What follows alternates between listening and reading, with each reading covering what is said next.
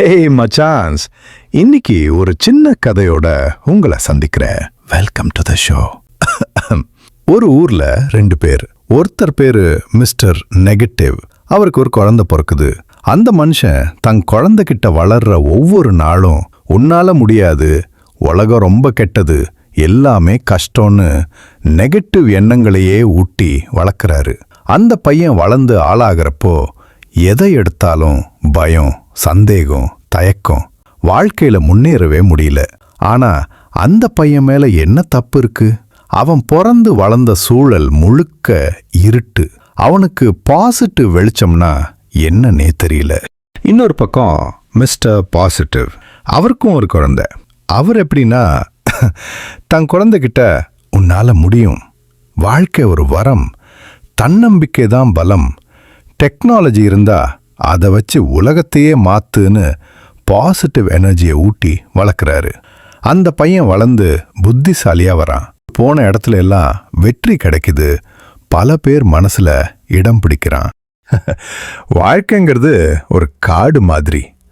அங்க நீங்க நெகட்டிவ் விதையை விதைச்சா முள்ளு செடி தான் முளைக்கும். பாசிட்டிவ் விதையை விதைச்சா பழம் தர்ற மரம் முளைக்கும். உங்களை சுத்தி இருக்கிறவங்க உங்க காதுல என்ன சொல்றாங்கங்கிறது முக்கியம் இல்ல.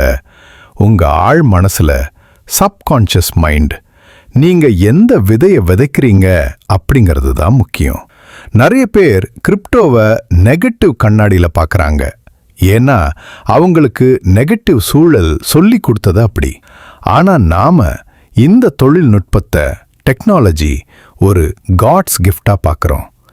ஏன்னா நம்ம கிட்ட இருக்கிறது பாசிட்டிவ் எனர்ஜி. 2026 பிறக்க போகுது.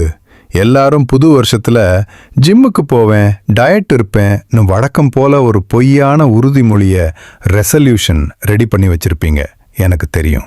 ஆனா இங்க பாருங்க, ஒரு காலத்துல நம்ம தாத்தா எல்லாம் தங்கத்துல போடுடான்னு சொன்னாங்க. அது தப்பில்ல. ஆனா இப்போ காலம் மாறிடுச்சு பாஸ். ஒரு டாக்டர் எப்படி 5 வருஷம் முழி பிதுங்க படிச்சு அப்புறம் பேஷண்ட் கிட்ட உங்களுக்கு ஒன்றும் ஆகாதுன்னு தைரியமா சொல்றாரோ, அந்த கான்ஃபிடன்ஸ் நமக்கு நம்ம டெக்னாலஜி மேல வரணும். பிட்காயின் ஏறினப்போ நம்ம என்ன பண்ணிட்டு இருந்தோம்? அதெல்லாம் ஏமாத்து வேலைன்னு சோஷியல் மீடியால வர வதந்தியை படிச்சுட்டு டீ கடையில டிஸ்கஸ் பண்ணிட்டு இருந்தோம். அப்புறம் தங்கம் ஏறின உடனே பாத்தியா, தங்கம்தான் கெத்துன்னு சொல்லிட்டு இருந்தோம். So மச்சான்ஸ், இது வெறும் காசு சம்பந்தப்பட்ட விஷயம் மட்டும் இல்ல, இது நம்ம எண்ணம் சம்பந்தப்பட்ட விஷயம். 2026ல எல்லாம் விதின்னு சொல்லி சோம்பேறியா உட்காராம எல்லாம் என் எண்ணம்னு சொல்லி புதுசா ஏதாவது கத்துக்கங்க. பிளாக் செயினோ, கிரிப்டோவோ, இல்ல ஒரு புது பிசினஸோ எதுவா இருந்தாலும் ஒரு சரியான புரிதலோட, ரைட் அண்டர்ஸ்டாண்டிங் உள்ள இறங்குங்க. இந்த வருஷம் நம்ம உடம்பு மட்டும் இல்ல, நம்ம அறிவும் அப்டேட் ஆகணும். வருஷம் பாசிட்டிவ் எண்ணம், அப்புறம் கெத்தான வெற்றி. அனைவருக்கும் இனிய 2026 புத்தாண்டு நல்வாழ்த்துக்கள். ஹாப்பி நியூ இயர் மச்சான்ஸ். சரி, நான் போயிட்டு வரேன். அடுத்த வீடியோல பார்க்கலாம். பாய். I love you மச்சான்ஸ்.